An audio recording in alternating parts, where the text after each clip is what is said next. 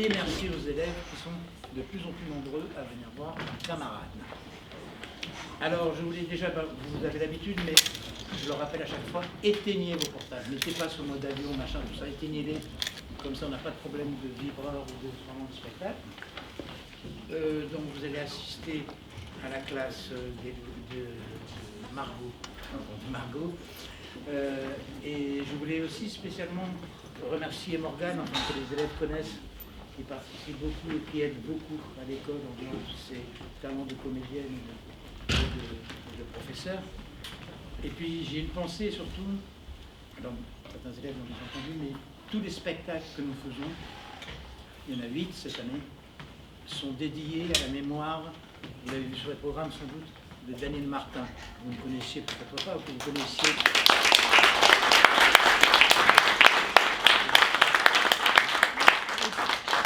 Que vous connaissiez comme acteur, ou comme metteur en scène, ou comme professeur.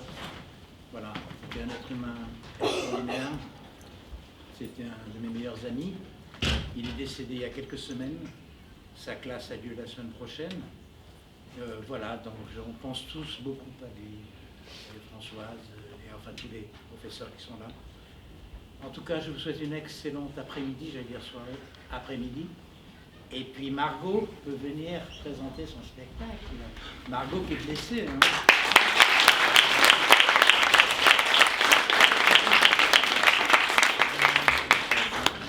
Alors, le projet de cette année avec la troupe que vous allez voir, c'est autour du langage. En février, pour ceux qui étaient là, on a fait l'Alexandrin du XVIIe avec une pièce rare de Corneille, la Rose de Saint-Éphraïm. Et là, aujourd'hui, vous allez voir un triptyque autour de l'Alexandrin du XVIIe siècle et du XXIe siècle. Et ensuite, on va basculer dans un autre espace-temps avec des textes inédits. Le triptyque, c'est autour de l'école des femmes de Molière, XVIIe siècle, un énorme succès, un triomphe populaire, un gros triomphe, une grosse surprise, et à la fois une énorme controverse.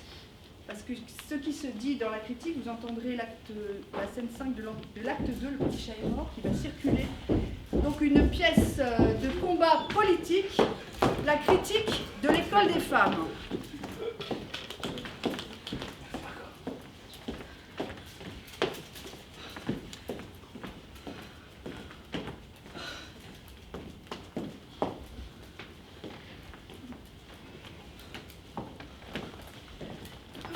C'est bien tard que... Grâce, ma chère!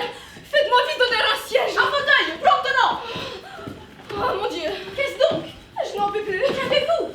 Le cœur manque! Sont ce vapeur qui vous ont prise? Non! Voulez-vous que l'on vous délasse? Mon Dieu, non! Quel est donc votre mal? Et depuis quand vous a-t-il pris? Il y a plus de 3 heures. Je l'ai rapporté du palais royal. Comment? Je viens de voir pour mes péchés cette méchante rhapsodie de l'école des femmes. Je suis encore en défaillance du mal de cœur que cela m'a donné. Et je pense que je n'en reviendrai de plus de 15 jours. Voyons un peu comme les maladies arrivent sans qu'on y songe. Je ne sais pas de quel tempérament nous sommes, ma cousine et moi, mais nous fûmes avant-hier à la même pièce. Et nous en revînmes toutes deux saines et gaillardes. Quoi? Vous l'avez vu? Oui, et écoutez d'un bout à l'autre. Et vous n'avez pas été jusqu'aux convulsions, ma chère? Je ne suis pas si délicate, Dieu merci. Et je trouve pour moi que cette comédie serait plutôt capable de guérir les gens que de les rendre malades. Oh mon Dieu, que dites-vous là? Les enfants par l'oreille m'ont paru d'un goût détestable.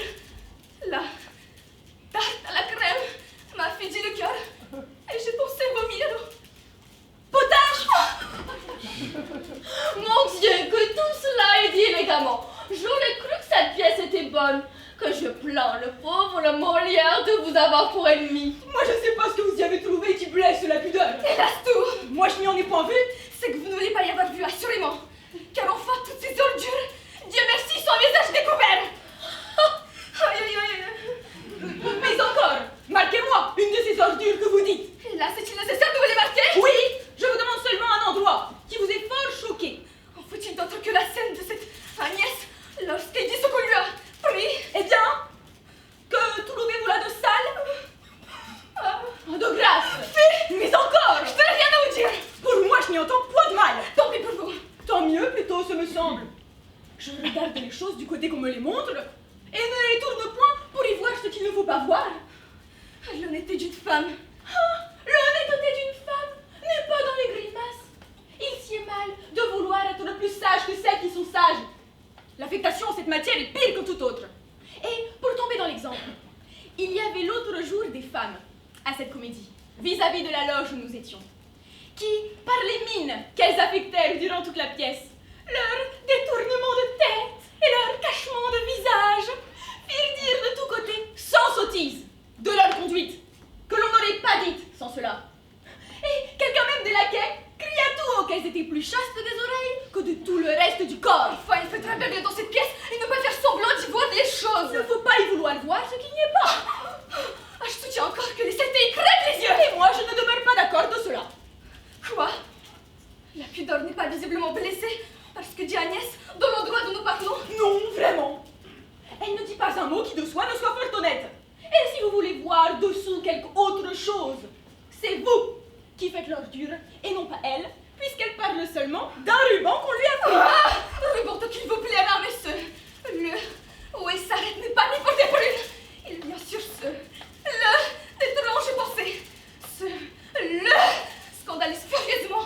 Et quoi que vous puissiez dire, vous ne sauriez défendre l'insolence de Il est vrai, ma cousine, je suis pour madame. Tout ce est insolent au dernier point, et vous avez tort de défendre ce Il y a une obscénité qui ne passe pas table. Comment dites-vous ce mot-là, madame? Obscénité, madame. Oh mon Dieu, obscénité. Je ne sais ce que ce mot veut dire, mais je le trouve le plus joli du monde. Vous vous moquez de moi, madame. Pardonnez-moi, madame, qui voudrait se moquer de vous? Arrêtez, s'il vous plaît, monsieur. Tu connais pas sans doute. Si fait, je vous connais, mais vous n'entrez Ah, te prie, petit laquais! Ça n'est pas bien de vouloir entrer, malgré les gens. Je veux voir ta maîtresse. Elle n'y est pas, vous dit. Et pourquoi dire à monsieur que je n'y suis pas? Un siège donc, impertinent. N'en voilà-t-il pas un?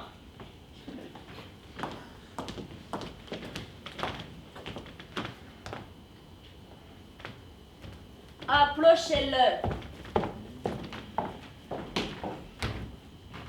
Sur quoi en étiez-vous, mesdames, lorsque je vous ai interrompu? C'est la comédie de l'école des femmes. Je ne fais que d'en sortir. Eh bien, monsieur, comment la trouvez-vous, s'il vous plaît?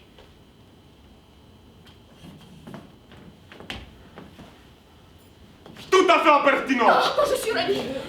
Non, bougez de grâce et n'interrompez pas votre discours.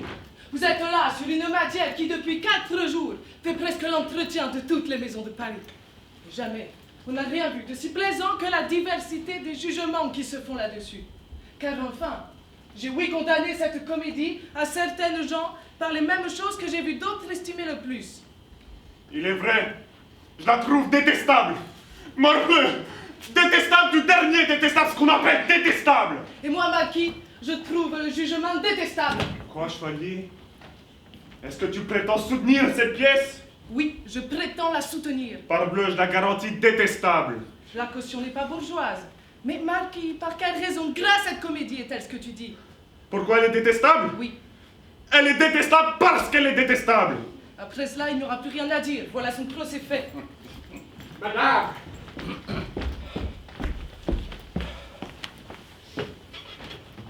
Je viens un peu tard, mais il m'a fallu lire ma pièce chez Madame la Marquise dont je vous avais parlé. Et les louanges qui ont été données m'ont retenu 1 heure, plus que je ne croyais. C'est un grand charme que les louanges pourraient arrêter un auteur. Asseyez-vous donc, monsieur Lysidas. Nous lirons votre pièce après souper. Mais auparavant, sachons les sentiments de monsieur Lysidas. Sur quoi, madame? Sur le sujet de l'école des femmes. Je n'ai rien à dire là-dessus. Que pensez-vous de cette comédie? Moi, monsieur, Bonne foi, dites-nous votre avis. je la trouve fort belle. Dites tout ce que vous voudrez. Je ne saurais digérer cela. Non plus que le potage, ni la tarte à la crème dont madame a parlé tantôt. Ah, ma foi, oui! Tarte à la crème! Voilà ce que j'avais remarqué tantôt, tarte à la crème. Que je vous suis obligé, madame, de m'avoir fait souvenir de tarte à la crème. Y a-t-il assez de pommes en Normandie pour tarte à la crème? Tarte à la crème! Parbleu, tarte à la crème. Eh bien, que veux-tu dire tarte à la crème? Parbleu, tarte à la crème, Chalier. Mais encore? Tarte à la crème. Dis-nous un peu tes raisons. Tarte à la crème. Il faut expliquer sa pensée, ça me semble. Tarte à la crème, madame. Que trouvez-vous là à le dire? Moi, rien. Tarte à la crème. Oh, petite. Molière est bien heureux, monsieur, d'avoir pas été aussi chaud que vous. Mais enfin, pour revenir au fait, il est question ici de savoir si cette pièce est bonne. Et ce bas faut démontrer partout sans défaut visible. C'est une étrange chose de vous entourer, messieurs les poètes. Vous condamnez toujours les pièces où tout le monde coule et ne dites jamais du bien que de celles où personne ne va. C'est qu'il est généreux de se ranger du côté des affligés. Pour le moins, je trouve que la beauté du sujet de l'école des femmes consiste en cette confidence perpétuelle. Bagatelle. Bagatelle. Faible réponse. Mauvaise raison. Pour ce qui est des enfants par l'oreille, ils ne sont plaisants que par réflexion à Arnold. Et l'auteur n'a pas mis cela pour être de soi un bon mot, mais seulement pour une chose qui caractérise l'homme, et peint d'autant mieux son extravagance, puisqu'il rapporte une sottise triviale qu'a dit Agnès comme la chose la plus belle du monde, et qui lui donne une joie inconcevable. Ma foi, Chalier, tu ferais mieux de te taire. Fort bien, mais si nous nous... Je veux pas seulement t'écouter. Écoute-moi si tu veux. Est-ce que dans la La violence... la la la ré, la la la la Quoi? la la la la ré. Je ne sais pas si... Il semble que...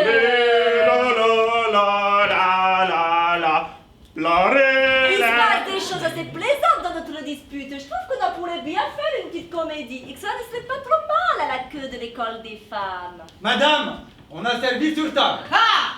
Voilà justement ce qu'il nous faut pour le dénouement que nous cherchions. Et l'on ne peut rien trouver de plus naturel. On disputera fort et ferme, de part et d'autre, comme nous avons fait, sans que personne se rende. Un petit laquais viendra dire qu'on a servi, on se lèvera et chacun ira souper. La comédie ne peut pas mieux finir. Et nous ferons bien d'en demeurer là.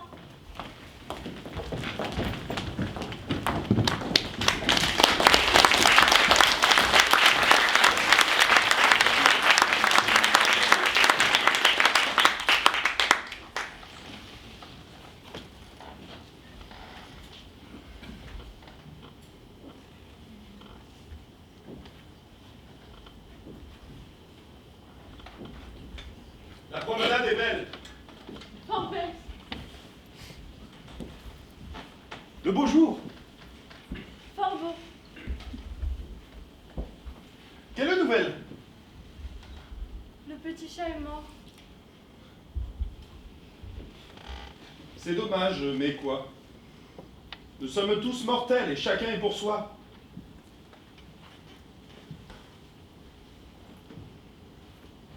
Lorsque j'étais au champ, n'a-t-il point fait de pluie?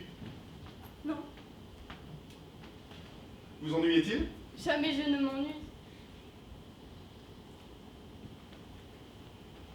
Qu'avez-vous fait encore ces 9 ou 10 jours-ci? 6 chemises, je pense. Et 6 coiffeuses aussi.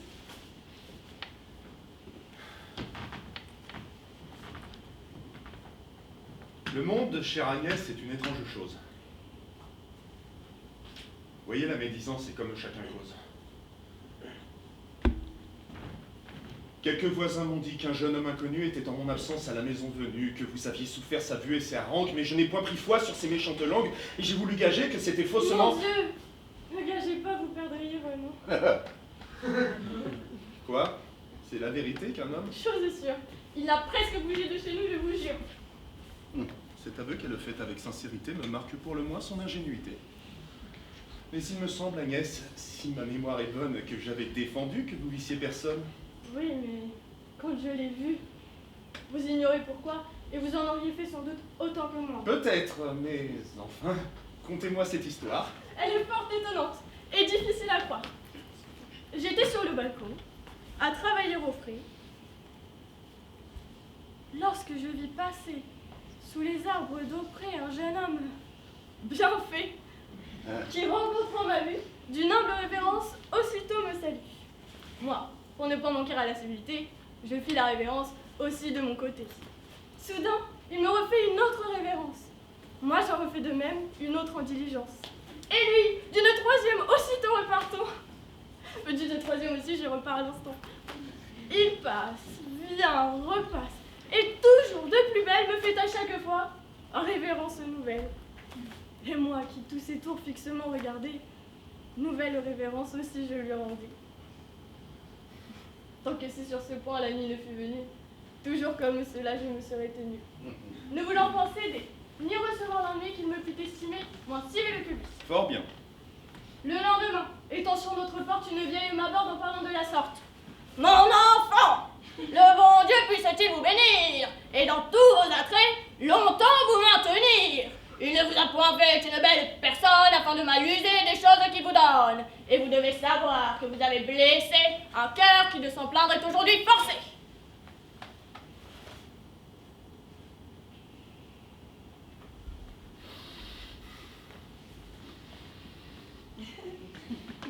Ah, suppôt de Satan, exécrable damné! Moi, j'ai blessé quelqu'un, fis-je tout étonnée. Oui, dit-elle, blessé, mais blessé tout de bon. Et c'est l'homme qui hier vous vite du balcon. Hélas, qui pourrait, dis-je, en avoir été cause sur lui? Sans y penser, fis-je choir quelque chose? Non, dit-elle, vos yeux ont fait ce coup fatal, et c'est de leur regard qu'est venu tout son mal. Ah mon Dieu! Ma surprise fis-je 100 secondes. Mes yeux ont-ils du mal pour en donner au monde?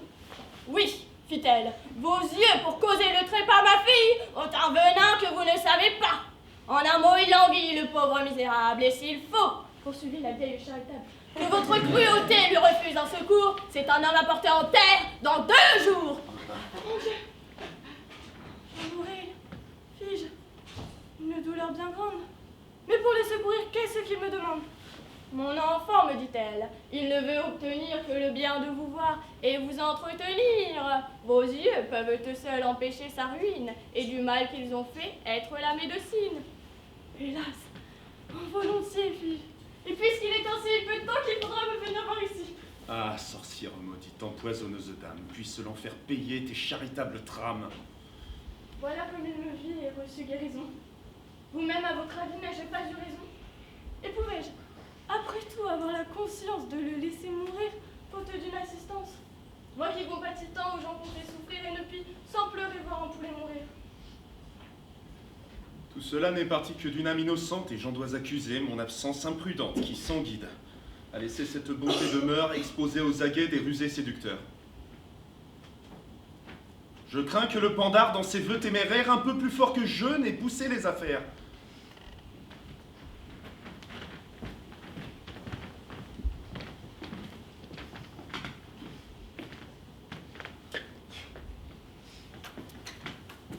Qu'avez-vous?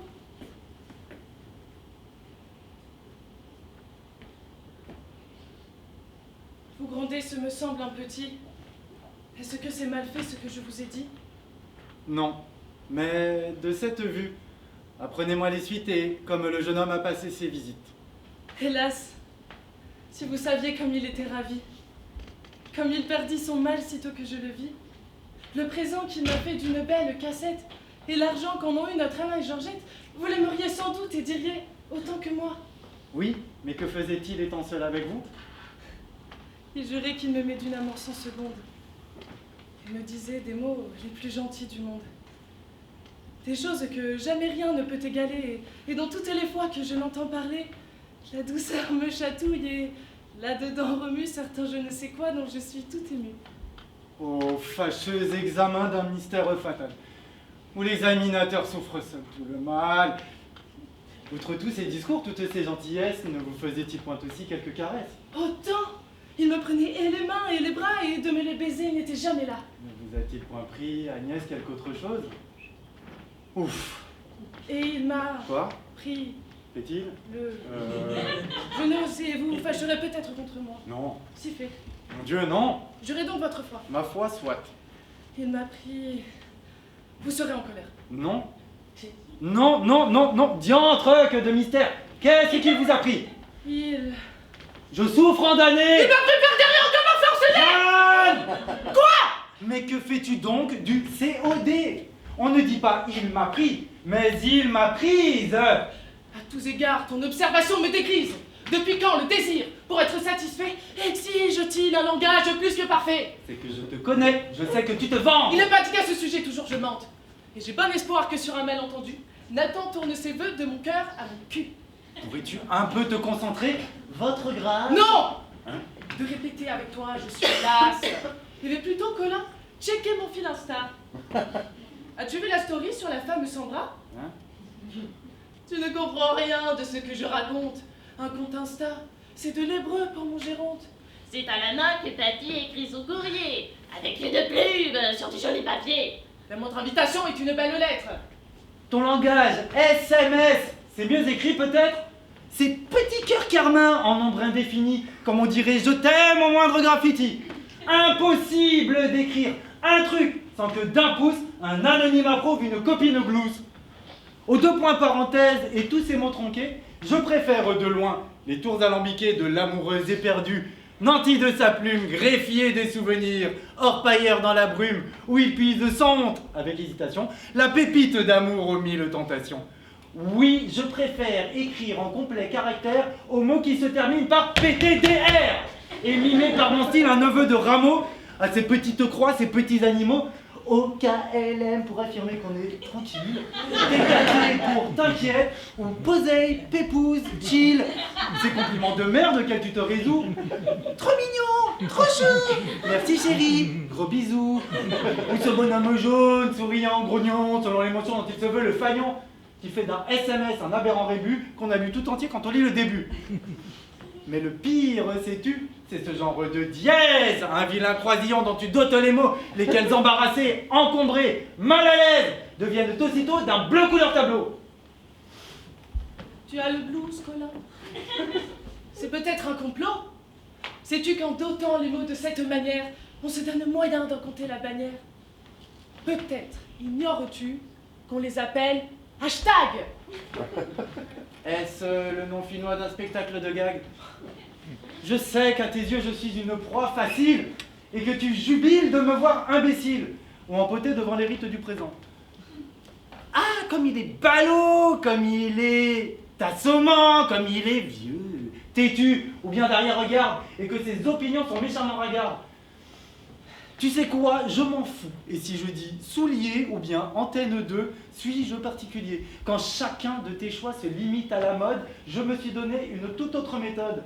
Quand ta vie se résume à être de ton temps, je trouve en nostalgie un abri consistant. Je suis l'albatros titubant sur sa barcasse et refuse à jamais que le temps me dépasse. Oui, mais il est midi, et si tu tiens toujours à maîtriser Arnolphe avant la fin du jour, il faudrait, mon Colin, qu'on reprenne la scène à l'endroit précis de mon allusion obscène. Tu as raison, Jeannette, il est temps, reprenons. D'autant que je n'ai rien à voir avec ce con, ce vieillard, ce mourant, ce vilain barbon blême qui se fait dévorer en imposant carême. Le coquin qui se jouera de moi n'est pas né.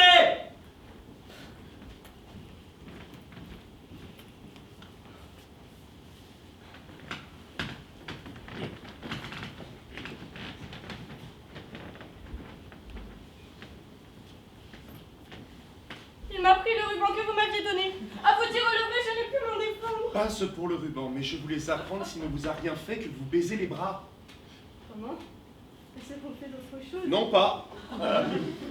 Mais pour guérir du mal qu'il dit qu'il le possède, n'a-t-il point exigé de vous d'autres remèdes? Non. Vous pouvez juger s'il en eût demandé que pour le secourir, j'aurais tout accordé. Ah, grâce aux bontés du ciel, j'en suis quitte à bon compte. Si j'y retombe plus, je veux bien qu'on m'affronte. Chut! De votre innocence, Agnès, c'est un effet. Je ne vous en dis mot, ce qui s'est fait est fait. Je sais qu'en vous flattant, le galant ne désire que de vous abuser, et puis après sans rire. Ah, point. Il me l'a dit plus de 20 fois, moi. Ah! Vous ne savez pas ce que c'est que sa foi. Mais enfin, apprenez qu'accepter des cassettes et de ces beaux blondins, écouter les sornettes, que se laisser par eux à force de longueur, baiser ainsi les mains et chatouiller le cœur, est un péché mortel des plus gros qu'il se fasse. Un péché, dites-vous? Il a raison, de grâce.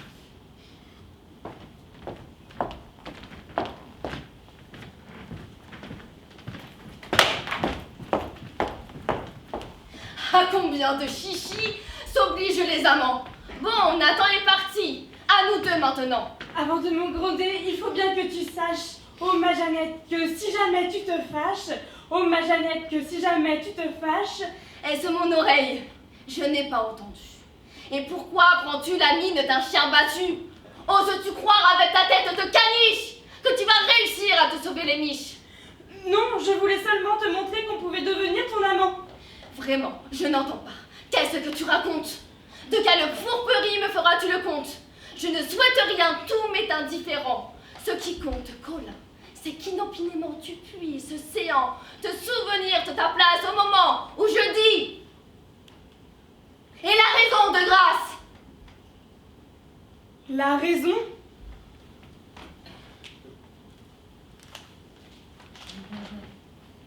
La raison est l'arrêt prononcé que par ces assillons, le ciel est courroucé. Courroucé. Mais pourquoi faut-il qu'il s'en courrouce? C'est une chose, hélas, aussi plaisante et si douce. J'admire quelle joie on goûte à tout cela, et je ne savais point encore ces choses-là.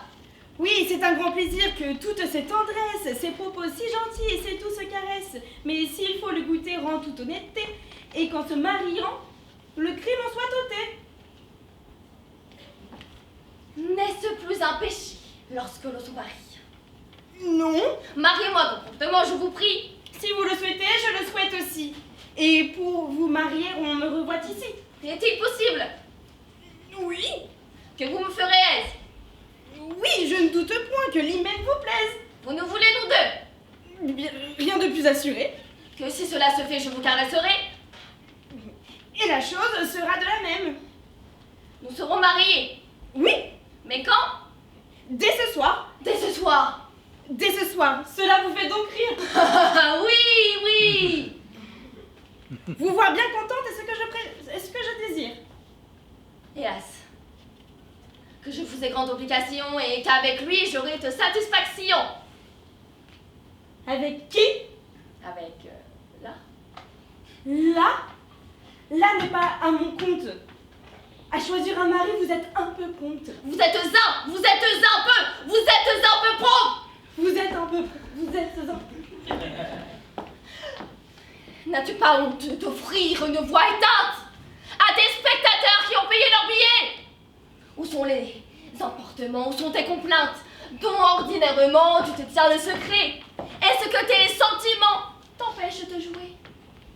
Ton ennemi, Colin, ce n'est pas ton grand âge, pour que tes émotions, ta tristesse ou ta rage, de ton cœur imbécile aient trouvé le chemin, qu'au lieu d'être Arnolphe, tu ne sois que Colin. Il a donc suffi que tu te fisses surprendre par la femme à qui tu espérais tout apprendre.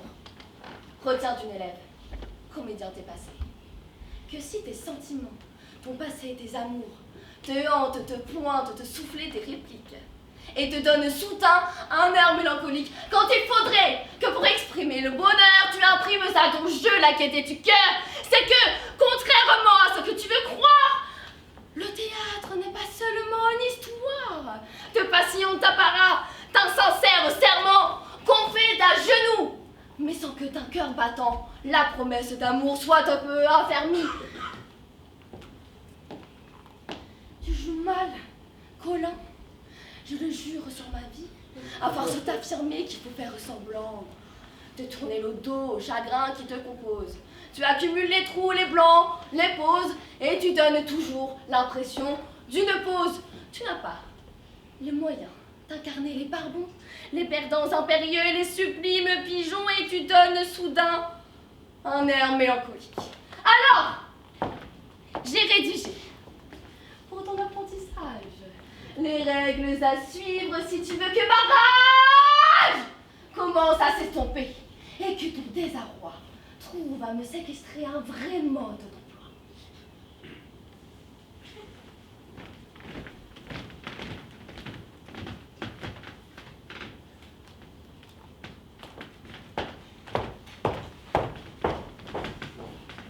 Les maximes du vieux Barbon ou les devoirs qu'on doit à celle qui a le tiers de son âge. Il faut bien expliquer qui sont les personnages. Troisième maxime. De se faire sucer le Barbon aura droit, à ceci près qu'un si énorme privilège ne sera accordé qu'une fois chaque mois. Je n'en peux plus que tu me parles de mes pipes. Tu avais consenti, je n'ai rien imposé. Oh, le vilain cliché, le vieux stéréotype. Alors que tu me menais par le bout du nez, combien de fois m'as-tu prise pour une conne à fredonner Gainsbourg? Je fais la sienne. Cette nuit près de moi, tu viens de t'étendre.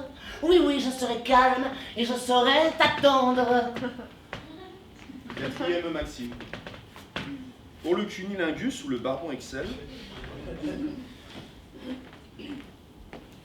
il aura largement le droit de l'exercer 1 heure, mais pas plus, sur le corps de sa belle. 1 heure. Es-tu certaine que ce soit assez? 1 heure?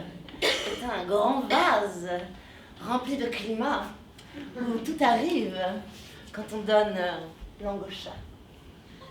Mais 1 heure est trop pour toi. Veux-tu que je l'ampute? Surtout n'en fais rien. C'est ça, soumets-toi, la pute!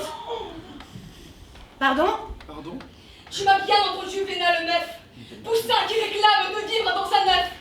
Ton seul désir est d'être un peu maltraité par les mondes de ces genres qui t'a exploité, qui t'a contraint au pire, au suçage, au tapin, contre une chambrette et une bouchette de pain. Où est ton amour-propre? À quoi bon-on te battre si c'est pour terminer comme une Cléopâtre?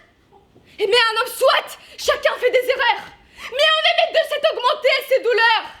Agnès ne savait rien, elle était ingénue, et par l'ignorance au doute elle était nue. Comme par les pressions de l'environnement, la folie de vouloir marier un mâle blanc. Mais Jeanne est au courant d'une telle infamie. Croit-elle qu'il suffise de polyandrie pour de l'égalité rétablir un semblant et qu'à toutes les servitudes de l'épouse? Elle est délivrée par les baisers d'un amant. C'est brader son fauteuil au guichet de la loose. Avoir 2 hommes, c'est être 2 fois servile. Qu'importe les faveurs de ces 2 grands débiles. Elle joue à fidèle, elle fait l'insoumise, alors qu'elle a fermé l'esclavage et l'emprise.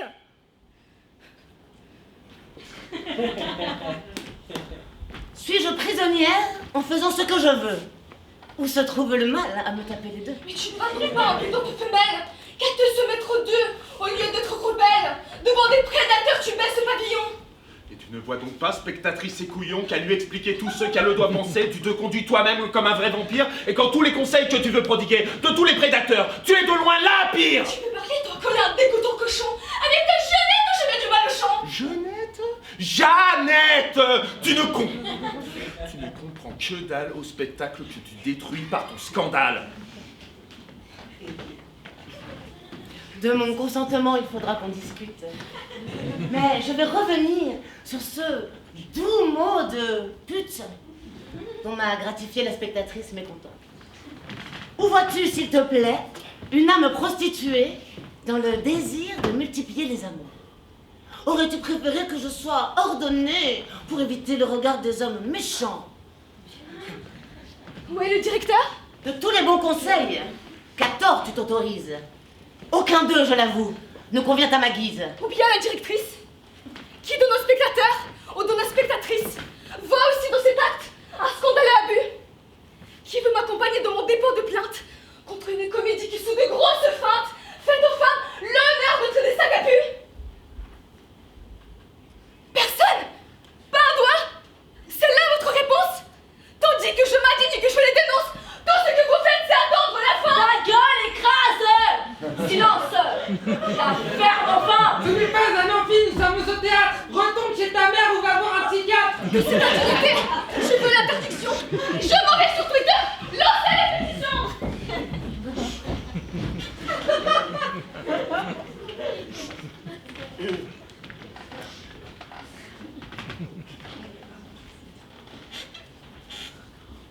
Où en étions-nous? Ah, oui. Finis donc les maximes qui détaillent tes droits dans ce nouveau régime.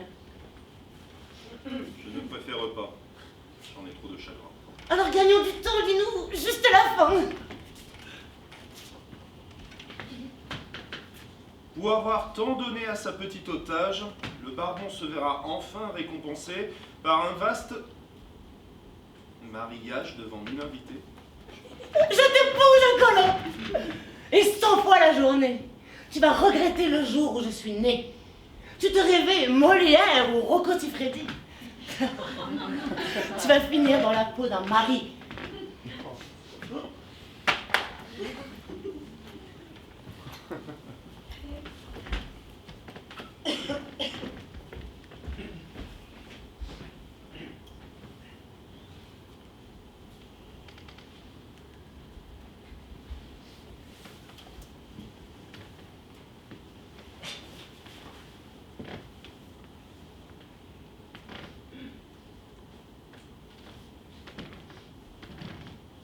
Là. Là n'est pas mon compte. À choisir un mari, vous êtes un peu prompte. C'est un autre en un mot que je vous tiens tout près.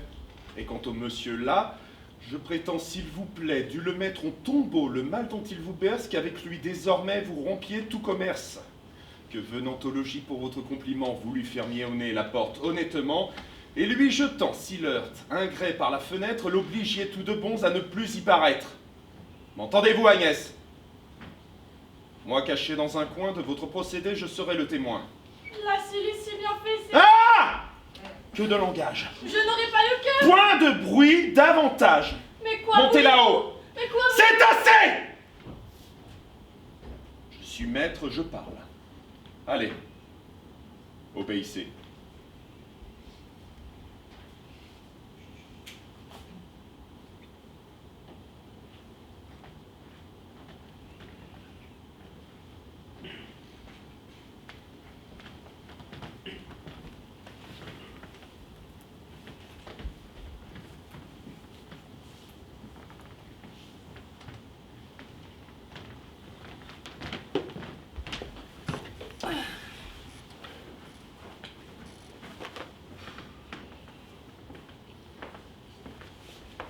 Quel âge avez-vous dit?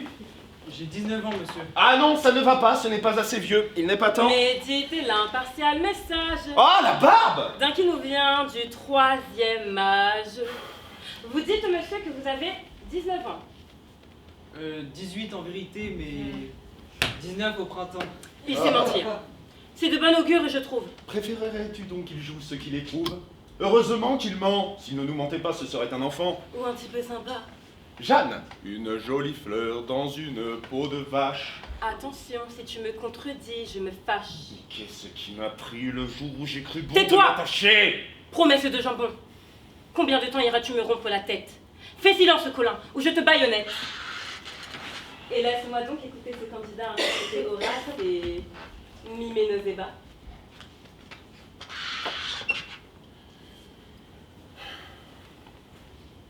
À ne vous rien cacher de la vérité pure, j'ai d'amour en ces lieux et certaines aventures, et l'amitié m'oblige à vous en faire part. Bon, voici de nouveau quelques contes gaillards et ce sera de quoi mettre sur mes tablettes. Mais de grâce qu'au moins ces choses soient secrètes. Oh. Vous n'ignorez pas qu'en ces occasions, un secret éventé rompt nos prétentions. Je vous avouerai donc avec pleine franchise qu'ici d'une beauté mon âme s'est éprise. Mes petits soins d'abord ont eu tant de succès que je me suis chez elle ouvert un doux accès. Et sans trop me vanter, ni lui faire une injure, mes affaires y sont en fort bonne posture. Et c'est un jeune objet qui loge en ce logis, dont vous voyez d'ici que les murs sont rougis. Simple, à la vérité par l'erreur sans seconde d'un homme qui la cache au commerce du monde, mais qui dans l'ignorance où l'on veut l'asservir fait briller des attraits capables de ravir. Un air tout engageant, je ne sais quoi de tendre dont il n'est point de cœur qui se puisse défendre. Mais peut-être il n'est pas que vous n'ayez bien vu ce jeune astre d'amour de tant d'attraits pourvus. C'est... Jeanne. Hein, pardon? C'est Jeanne qu'on m'appelle. As-tu perdu la tête, jeune pimprenelle? À prendre pour toi-même un pareil compliment? Est-ce toi qui disais, c'est merveilleux, il ment? Vas-tu prendre un comédien au pied de la lettre? Et dans quel embarras risques-tu de nous mettre à te faire avoir par des candidats menteurs qui riront de nous deux comme des amateurs? Faut-il te rappeler qu'ici c'est un théâtre, avec un décor, des rideaux, et puis du plâtre? Oh, vieillard malcontent, calme donc tes fureurs, et cesse de me voir en jeune fille en fleurs. Je sais bien que l'acteur n'est pas exactement celui qui l'imite, mais si c'est mon amant, je réclame au nom d'une authentique expertise à me prendre au jeu et tâter la marchandise. Et donc exactement, que veux-tu dire là? Que je m'envoie en l'air si tu ne te tais pas. Crois-tu que je sois née de la pluie dernière et que jamais je n'ai de pensée de derrière? Continuez, belle heure, sans faire attention aux cacochim obtus et ses divagations. Voyons si vous savez personnifier mon rêve d'innocente candide qui vous... Ah, je crève. Pour l'homme, c'est je crois de la Zeus, ou souche qu'on le nomme, je ne me suis pas fort arrêté sur le nom. Riche à ce qu'on m'a dit, mais des plus sensés non, et l'on m'en a parlé comme d'un ridicule. Le connaissez-vous point? La fâcheuse pilule. Et vous ne dites mot? Eh oui, je le connais. C'est un fou, n'est-ce pas? Qu'en dites-vous, quoi? Et jaloux à faire rire? Saut! Je vois qu'il en est ce que l'on m'a pu dire. Si ce n'était que ça, soit manger du foin. Mais tu vas la fermer, cervelet de marsouin! Au lieu de gratifier d'un généreux sourire le comédien qui peut le meilleur et le pire! Faut-il toujours t'apprendre, ô esprit imparfait, que l'acteur ne sent rien de ce qu'il contrefait, que plus il est dévouement, moins il est sincère, et qu'il est essentiel pour gagner le parterre d'avoir dans sa besace à sa disposition le plus large éventail des grandes émotions.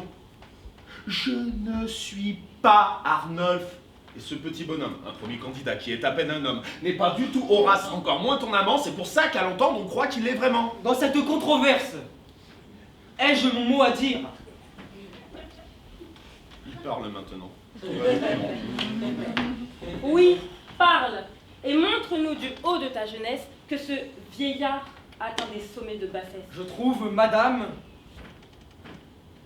que monsieur a raison. Hein? Quoi? Comment? Le bel être n'est pas si con. Les émotions que vous m'avez vu contrefaire, vous auriez pu et dû les prendre à la légère, car plus je vous parlais, moins je pensais à vous. Depuis quand la folie sert-elle à jouer les fous? Je suis un débutant, un comédien novice, et j'en ai sûrement la faiblesse et les vices. Pourtant, j'ai retenu en lisant Diderot qu'il n'est pas nécessaire d'éprouver les mots et qu'on imite mieux ce qu'on ne ressent guère. Car le vrai talent veut qu'on ne soit pas sincère. L'émotion qu'on éprouve est comme un handicap dont il faut se défaire et surmonter le cap. L'amoureux sentiment que feinte un cœur de pierre ne peut jamais jaillir de l'âme tout entière. Il faut au grand théâtre un cœur indifférent. Se méfie-t-on assez de ces intempérants qui, cédant au plaisir d'éprouver ce qu'ils disent, croient que c'est en marquis qu'ils plaisent aux marquises? Qu'il est intelligent, cet Horace est le bon. À choisir un acteur, je te trouve bien prompt. Que t'est-il arrivé qui ne s'annonçait pas? Je me bats. Peut-être n'ai-je fait qu'entraîner ma chute, mais la vie ne vaut que par ce genre de lutte. Et si au fond, je suis un vieil impuissant, un fou qui prétend inverser le cours du temps, il n'est rien dans ce combat-là que je regrette, car à me battre contre un ennemi si fort, à trouver un sens à la vie dans cet effort, on fait une victoire avec une défaite, non? Console-toi si tu veux, tu as raison. C'est celui que l'on est qui fait son personnage. Il faut du fil de soie pour un meilleur ouvrage. Jeanne a raison. C'est au plus profond de son cœur qu'on trouve les talents et les dons de l'acteur. Le théâtre n'est pas un lieu des artifices, mais dans un décor où ce qui fait office. L'art de sublimer ce dont on a hérité. Prends ton chagrin, s'il te plaît, du meilleur côté pour présenter sur scène à l'audience conquise un Arnolphe sublime et une Agnès exquise. C'est un coup de théâtre et c'est inattendu. Tant de sincérité m'a prise au dépourvu. Comme il est étonnant qu'en cas de vraie tristesse, ce soit la franchise qui soit délicatesse. Comme il est étrange et que ça donne raison aux gens qui, comme toi, en guise d'oraison, me suggèrent de tirer parti de mon âge, au lieu de me complaire en une vaine rage.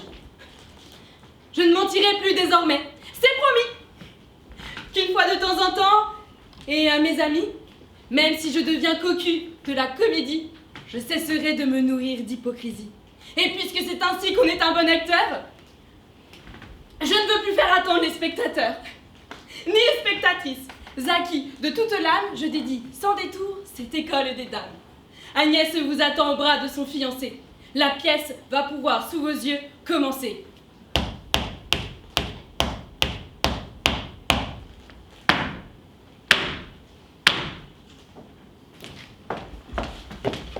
Contrôle des titres de transport, s'il vous plaît.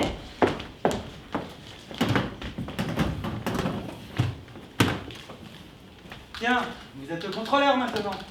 Parfait. Ce n'est pourtant pas moi, monsieur, qui en décide, mais la puissance dont, selon l'inspiration, je suis la marionnette et la fabrication. Tantôt spectateur, régisseur ou bien contrôleur, j'accepte tout rôle et je me tiens dans la main de celui qui tisse les fils de mon destin. Je suis le moins que rien, le larbin de la reine, l'interchangeable dont on ignore la peine. Et je ne connais rien de plus grand, de plus doux que de prêter mon corps au délire d'un fou. Je suis un personnage, un fantôme et un masque, un troisième couteau, apparition fantasque, et le seul à crier en ce monde si bas. Je pense, je joue, et pourtant, je ne suis pas. De quoi parles-tu? Quel est ce cinéma? D'où te vient ce melon? Comment vont tes chevilles? De quel papillon te prends-tu pour la chenille? Ne fais pas si grand cas de ton anonymat, on peut être glorieux sans être un inconnu. De ta plasticité, tu fais toute une histoire, mais il y a plus sûr pour atteindre la gloire que d'être le pantin d'écrivain parvenu. Tout en règle, messieurs. Un voyage excellent. C'est ce que je souhaite en ce jour de printemps. L'air de merde, un printemps de déprime, ou un troisième rôle, il faut subir les rimes. Alors, comment se passent les répétitions? Très bien. Horace donne-t-il de satisfaction? Mieux que cela, à toute espérance se conforme. Élégant, bien rasé, d'une beauté hors norme, avec moi très poli, avec Jeanne ponctuelle, devançant de lui-même un reproche éventuel, se corrige tout seul, sans trop d'initiative, et tel un faux raisin que picore une grive, éveille en ma Jeannette un désir indécent, dicté par un orgueil dont elle se défend. Pas mal, non? Nicolas, tu es un grand malade. Pourquoi t'affliger ça? Ta vie te paraît fade? Ami, entrevois-tu le danger que tu cours à vouloir que Jeanne soit sensible à sa cour? Tam, tam, tadam. Nous arrivons bientôt en gare de Blanick. Voyageurs concernés, descendez de voiture. Ceux qui prennent la correspondance vers Bure, veuillez descendre sur le quai numéro 5. Et ceux dont le trajet va jusqu'à Charleroi, vous avez liberté, sans que l'on vous y voie, d'allumer discrètement un cigarillo. Ce qui sera, c'est sûr, impossible bientôt.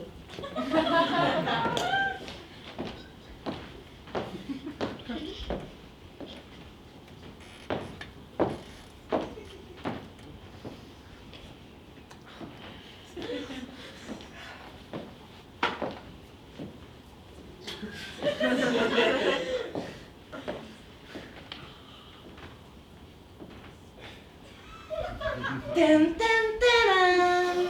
Fumeur invétéré, l'heure est déjà venue de remonter malgré votre haleine qui pue. Jetez rapidement vos mégots sur le quai et remontez avant le coup de mon sifflet. Explique-toi.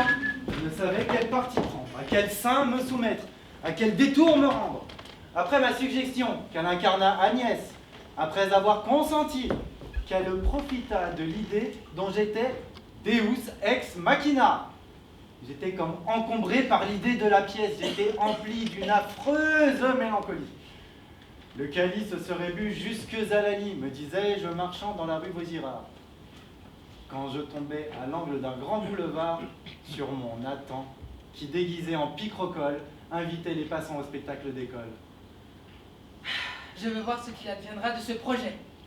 Je ne priverai pas l'enfant de son hochet. Tam, tam, tadam.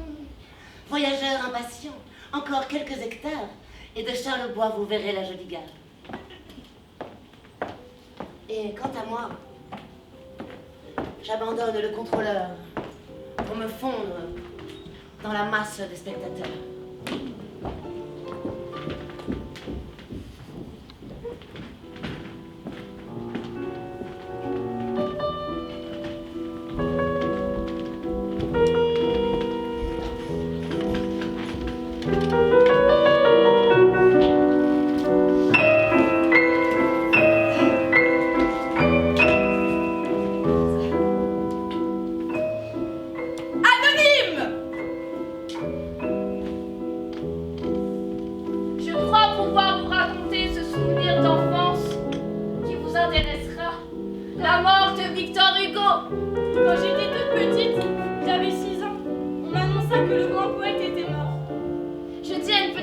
Que c'était impossible, que les poètes ne meurent pas comme cela, et je demandais à lui être présenté. On m'habilla avec une belle robe jaune et on conduisit à la maison mortuaire. Toutes les lumières étaient voilées lorsqu'on me fit entrer dans la chambre mortuaire. Le poète avait voulu mourir en chevalier de Jérusalem. Il avait été traversé par tes flèches, du corps, du cerveau, jusqu'à l'épaule droite. Madame Hugo me fit monter sur le lit. Le poète ouvrit les yeux et dit: Tu Tu as eu raison de venir, ma petite fille. Il faut avoir ici-bas la pensée majeure, un idéal, un extraire, les idées, les images de tout ce qui nous entoure. Je ne puis finir cette œuvre, ajouta-t-il, en me montrant les livres sur la table. C'est le culte de ma mère. Je n'ai parlé que des enfants, mais il n'est qu'un seul amour, celui de la mère. Après quoi, il mourut. Tout le monde se taisait. Dans l'assemblée nombreuse, on pouvait distinguer parmi les savants et les poètes l'impératrice d'Allemagne et une femme de race rouge de l'Amérique du Nord qui lui apportait la bénédiction de l'archevêque de Paris. Depuis, le temps a passé. J'ai 129 ans. Évidemment, je suis née en 1981. Cela me fait 42 ans. Mais je sens bien ma vieille carcasse que j'ai l'âge que le dit. Et les calculs peuvent varier selon qu'on compte d'une façon ou de l'autre. Je désirais obtenir ce renseignement. Est-il vrai que les flottes allemandes et norvégiennes ont canonné Rouen? Je suis inquiète car dans ma propriété, j'ai laissé une bière. Cadeau naturel pour une vieille femme qui attend la mort. Je ne sais pas. Si c'est une invention des gens qui m'entourent, on ment souvent aux vieilles gens. Renseignez-moi, je vous en prie. Après enquête. Anonyme? Ça m'arrache tout le corps. Tout remue en moi des pieds à la tête. On ne sait pas si on a encore du sang dans les veines tellement c'est drôle. À tout moment, ça me passe dans les dents et s'entortille. Il me semble que je vais tomber en morceaux de tous les côtés. On dirait que je me sens maigrir. J'ai l'impression que mon corps s'en va de tous les côtés. Ça m'arrache au-dessus des dents. Avant, ça m'arrachait que les gencives. On dirait que j'ai 10 millions de fils fins qui me tirent. On dirait que mes jambes sont en longueur et que ça m'arrache en dehors de moi, comme s'il y avait des fils qui tireraient dehors. On dirait que ma fesse droite se décolle de mon corps. Aujourd'hui, les fesses sont aujourd'hui jusqu'au dessous de la tête. Aujourd'hui, c'est encore pire qu'hier. Je me fais l'effet d'avoir la tête comme si la bouche était dans le ventre et les dents dans les fesses. Je ne sais plus si c'est un corps, c'est un paquet de douleurs. Je ne sais plus si c'est une bouche que j'ai, c'est une douleur d'un bout à l'autre. Je n'ai plus de bouche tellement elle me fait mal, je n'ai plus de mains, je n'ai plus de jambes, tout est broyé. On dirait que je n'ai plus de gencives, on dirait que c'est arraché complètement. Quand j'entends une voiture passer, ça fait une drôle d'impression. On dirait que tout est brisé, cassé dans la voiture. Quand j'entends les cloches sonner, on dirait que tout est détraqué dans ces cloches. On dirait que tout ce qui remue, tout ce qui bouge, tout fait une drôle d'impression. On dirait que tout est disloqué, cassé, comme mon corps. Anonyme.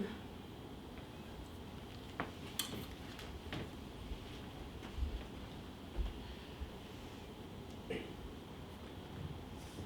me promène au milieu des internés. Moi, un monstre de raison, de connaissance. Je me laisse tutoyer. Je réponds. Je souffre et ne le sens pas. Un monstre! Exprimer sa pensée à 300 000 km à la seconde, sans fil, sans soutien. Et ne pas croire qu'on s'en sert dans l'au-delà. Émile Josom Odinos. Ses parents tiennent une boulangerie. Son père meurt quand il a 8 ans. Il est mis en pension. À 16 ans, il devient apprenti dans un graveur de métal. Il apprend le dessin et le modelage dans l'école royale spéciale de dessin et de mathématiques appliquées aux arts mécaniques, puis à l'école des beaux-arts. À 23 ans, sa vie bascule. Il est interné à Villébrard pour excitation maniaque. Il y restera jusqu'à sa mort. À l'hôpital, il choisit un pseudonyme. Émile Josom Odinos. Du grec Odinos, fils de personne. Son vrai nom est Ernest Ménétrier. Toute la journée, il dessine des médailles avec des outils de fortune et il écrit.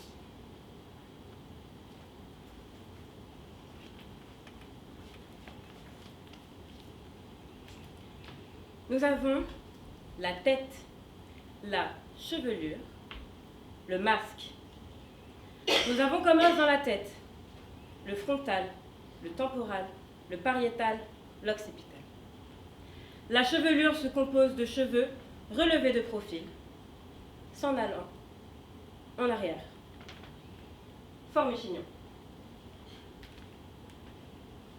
Les pieds, les jambes, les genoux, les cuisses, les reins, les hanches, le haut du corps, les pectoraux, les seins, le cou, la tête, les trapèzes, les bras, les coudes, les avant-bras, les mains. Le front comprend les sourcils, les paupières, les cils, les tempes, les pommettes, le nez, la bouche, le menton, la narine, l'aile du nez.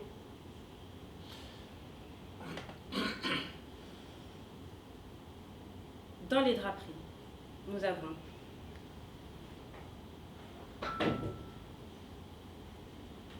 les plis.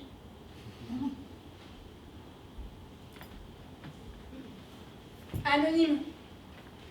Je veux vous parler de mon pauvre corps, qui est ma honte et qui me rend des matières infectes en grande quantité incroyable et que j'estime à 3 mètres cubes par jour. Cela va vous paraître de la folie. En effet, où passe toute cette marchandise dont je ne vois qu'une faible partie, liquide ou autre? Ensuite, où me rendre pendant toute l'éternité et avec cette infirmité? On me tire dans des endroits où il n'y a pas de place, on ne peut passer. Nous ne savons même pas où nous sommes, tout n'est qu'apparence et illusion. Il y a bien longtemps que tous les miens sont morts et remords. Ceux qui viennent me voir ne sont même pas des fantômes, mais que des apparences. Je mange à moi tout seul comme tout le reste du monde. Je rends 1 litre d'urine par seconde. Yanis Benissen, né en 2005. Yanis avait 8 ans quand il a écrit ses textes. Il a écrit ses textes seul, accompagné silencieusement du poète Patrick Lopin, assis à ses côtés. Le jour où ça a démarré, je m'en souviens, je lui ai dit ce vers de Mallarmé. Il descend les escaliers du mystère. Yanis a écrit d'une traite selon poème. Pas un mot n'a été retouché par l'adulte. Je ne peux pas vous l'expliquer, c'est un indice. Je l'ai écrit au bois. Le petit jour au monde avec tombe de neige. Ça s'appelle J'invente tout. J'écris, moi. Pas une écriture qui parle de mots. Ernst Herbeck, 1920-1991. Ernst Herbeck a du mal à parler à cause d'un bec de lièvre qui rend sa scolarité difficile. Il devient ouvrier, puis il part à la guerre. Revient vivant, mais montre des signes de schizophrénie. On l'interne. C'est là qu'il commence à écrire des poèmes. La vie. La vie est belle. Déjà aussi belle que la vie. La vie est très belle. Nous l'apprenons, la vie. La vie est très belle. Comme elle est belle, la vie. Elle est belle, la vie. Si belle. Dure. Ça l'est aussi. La mort est toute grande. La mort est grande. La mort, ta mort est semoule. La mort est belle. La mort l'est aussi. La mort des animaux. Je peux aller à la mort. La mort à l'école en fille. Louis Souter, 1871-1942. Peintre et violoniste virtuose, il suit aussi des études d'architecte. Enseigne l'art dans une université américaine, jusqu'à la fracture. De violents épisodes dépressifs lui font abandonner sa famille, sa carrière, la richesse. Il revient en Suisse et travaille comme premier violon à l'orchestre de Genève. Puis c'est la dégringolade, jusqu'à devenir vagabond et claquer l'argent qu'il n'a plus. Il a 53 ans. Sa famille le fait interner dans un hospice de vieillards très strict, d'où il ne cessera de fuguer. Il y passera les 20 dernières années de sa vie. produisant des milliers de dessins. C'est aujourd'hui considéré comme un des plus grands artistes du XXe siècle. Plus jamais tu ne toucheras la peau blanche de tes sœurs épuisées de douleur. L'amour est un fil de soie, ou qu'on noue, ou qu'on coupe. Souffrance, seule vérité. L'amitié qui s'en va au seuil des fleurs, au cycle des pierres noires.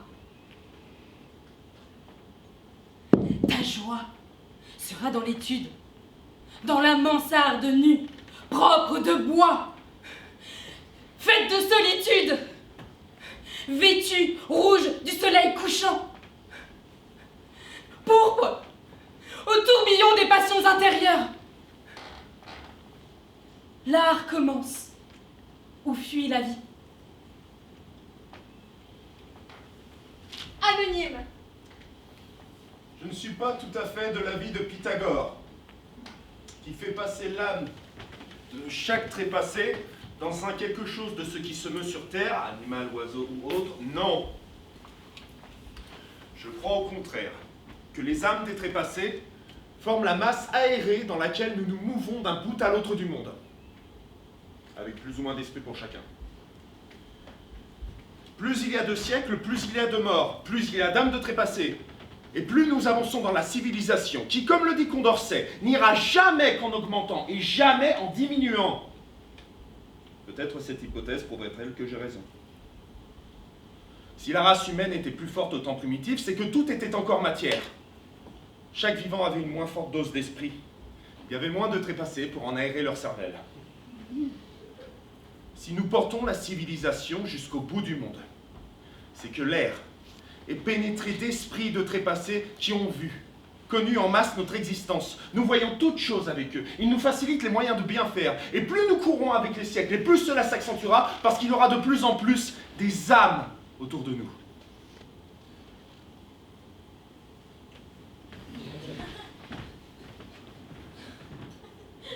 Robert Walser, 1878-1956.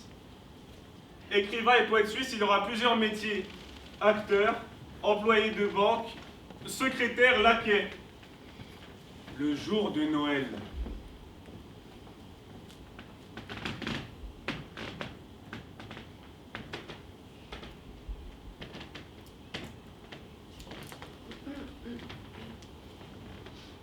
Il marche jusqu'à l'épuisement.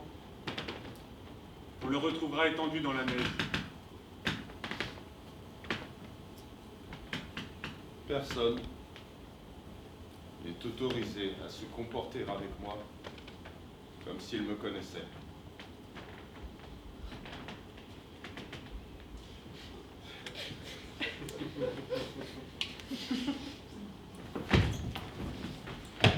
Joseph Auer, 1827-1914.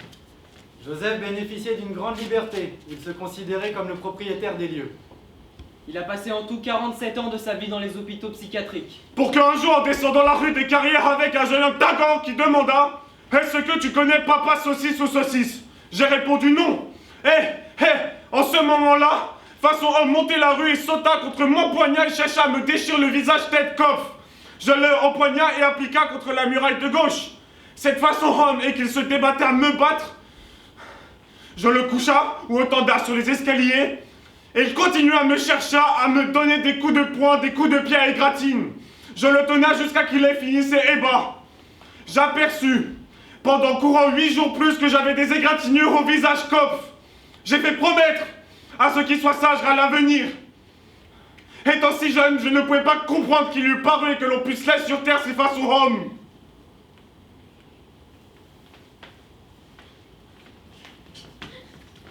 Charlotte Morin-Gigot, 1895-1969.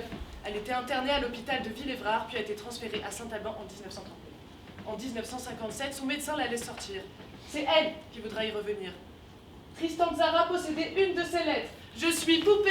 Je suis poupée million. Chanteuse, danseuse, poisse, étoile, quarté S2675550. Mignonne, jolie, patriote, psychiatre, charmeuse,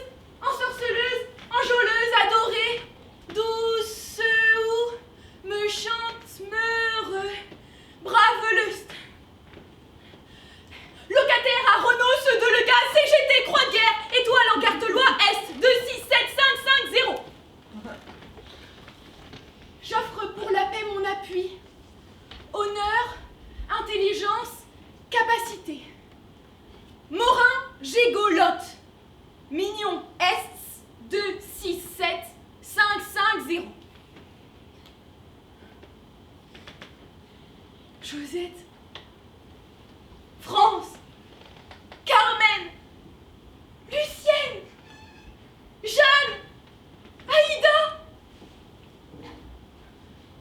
René,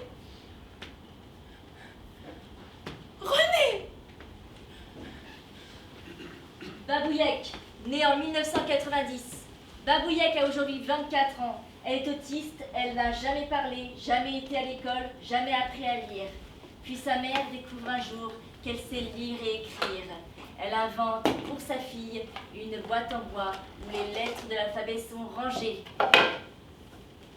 Babouyek les prend les unes après les autres et forme des phrases qui deviennent peu à peu des longs textes.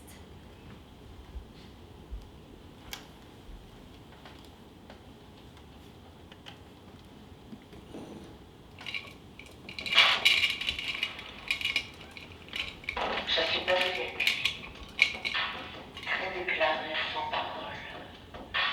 Babouyek, sans parole. Très à fleur de peau, très à fleur de peau. C'est indicateur autistique, inhibe tout rapport direct avec la vie.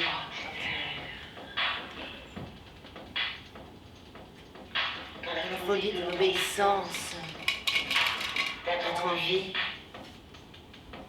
J'accuse l'infinie gourmandise jubilatoire de mon cerveau. Dominanté du plaisir impalpable. Je jouer avec les lettres et raconter l'invisible qui vit en moi. L'invisible qui vit en moi. Babouyek, sans parole. Babouyek.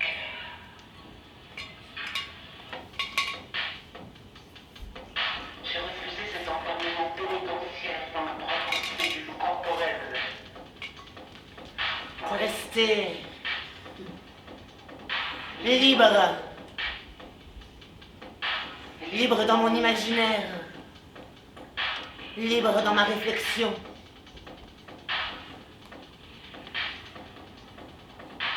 Je rêve de toucher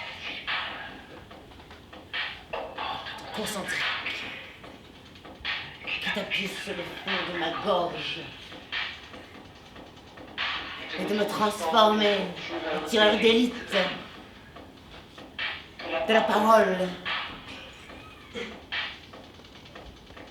Nuissant au rôle d'être.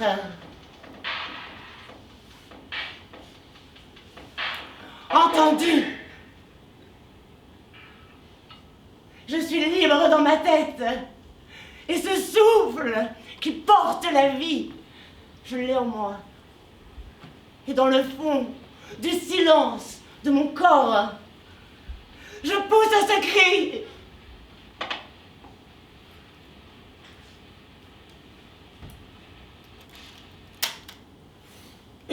Christophe Sarah, je sors de mon appartement somptueux.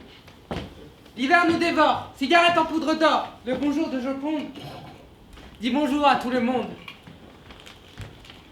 La fatigue des animaux sonne. Et le bonjour de Joconde, il fait froid, dit bonjour à tout le monde. On se balance les yeux ouverts sur la corde en équilibre. Les yeux ouverts dansent sur la pointe des pieds. L'hiver nous dévore. Nous, les cigarettes en poudre d'or. Les gens distingués.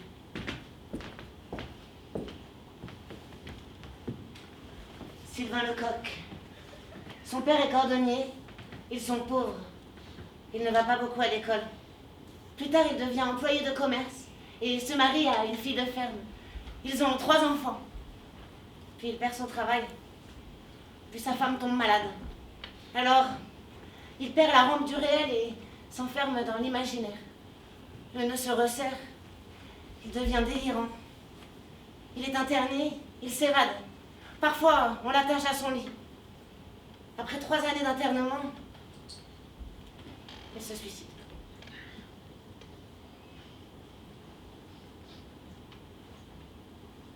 Marie, Mad, Laine. Laissez penser les abrutis qui ne croient qu'à eux. Ils ne seront que plus vite loups, phoques et araignées. Ou la baleine à maman pour papa par les pouvoirs du fistic coco. Quand on est fou, faut-il le faire pour paraître sensé? C'est ce que je viens de faire en écrivant à ma sœur aînée. Un maboule prêt à sombrer, on ne l'abandonne pas aussi facilement que quelqu'un qui a tout son esprit, parce que son pouvoir d'intelligence dépasse les compréhensions ordinaires. Ces paroles justes et sincères sont prises pour de la folie, vu qu'un docteur que l'on écoute à la lettre de sa valise de mensonges fait une énorme impression où il n'est pas possible de contredire les moindres paroles par l'absence du réclamé par ses parents, qui n'a donc le pouvoir de démentir un homme aussi important qu'un médecin psychiatre. Tort! Vous avez tort, vous auriez toujours tort! Les impôts que vous subissez sont pour vous ce rendement fermier qui fait rente d'accumulation nommée assiette au beurre. Nous sommes donc des cochons, des ânes, et surtout des poires. L'avenir vous dira si la détresse sans crainte pour les tenants des rôles sectaires en ce jour de ma lettre fera l'effet que l'on puisse en attendre. Les barreaux sont serrés et la lime s'entend au frottement. S. Lecoq. Samuel Beckett.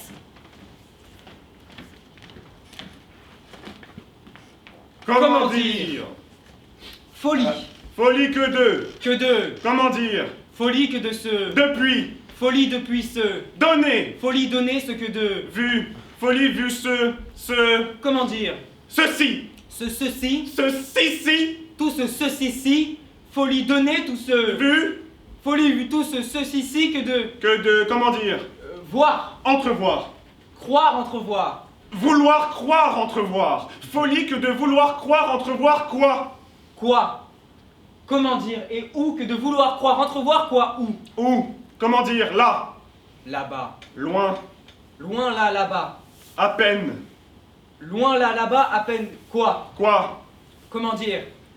Vu tout ceci. Tout ce ceci-ci. Folie que de voir quoi? Entrevoir. Croire, entrevoir. Vouloir croire entrevoir. Loin là, là-bas, à peine quoi? Folie que dit vouloir croire entrevoir quoi? Quoi? Comment dire? Comment dire? Anonyme. Anonyme. Anonyme. Anonyme. Anonyme. Anonyme. Anonyme. Anonyme. Anonyme. Anonyme. Anonyme. Anonyme. Anonyme. Le fond de la pensée, c'est le chien. Le fond de la pensée, c'est le chien. C'est le chien. Le fond de la pensée, c'est le chien. Le fond de la pensée, c'est le chien. Le fond de la pensée, c'est le chien. Le fond de la pensée, c'est le chien. Et pourquoi moi, je dois parler comme toi? Chez eux, l'imagination est en tête, les visions débordent, les identités sont multiples et les sens sont à nu. L'enfance est partout. Le réel est augmenté de dialogue avec des esprits et il parle couramment la langue du chaos. Le dedans et dehors. On dit d'eux qu'ils sont fous ou idiots. À leur façon, ils portent aussi le monde. Ils disent à corps et à cri. Je ne suis pas ce que vous croyez. Ils font des danses de vie pour éclairer leur chambre noire. Ils écrivent au monde et le monde n'entend pas. Ils créent sans le savoir et nous nous inclinons devant la vie qu'ils portent en eux. Ils ont eu la pulsion d'écrire comme on a la pulsion de la vie. Il se fichait d'écrire comme il faut. Ils obéissaient à d'autres lois. Ça jette, Inventaient des langues pour se tenir au plus près d'eux-mêmes. ça jette des étincelles Nos cœurs sont à la fête, même si c'est triste. On retrouve des frères, des sœurs, ou bien nous-mêmes, épluchés de nos falbalas. Avec les écrits bruts, on est à la source de pourquoi l'écriture vient. Pour faire monter la vie, pour s'ébrouer du malheur et en faire des feux de camp, pour faire vivre l'esprit. On ne comprend pas comment le manque total de l'élémentaire produit cet oxygène. C'est un mystère. Et en attendant de comprendre, je tourne autour et avec eux, je me sens vivante. Anouk Grimberg. Anouk Grimberg est comédienne et artiste peintre.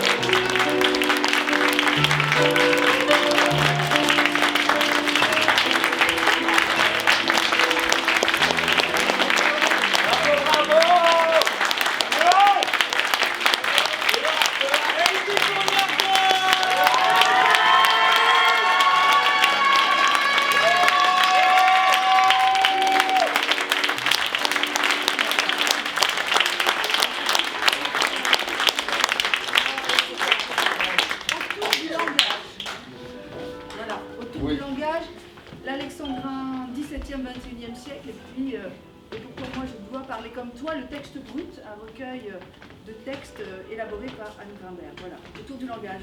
On a fini la boucle.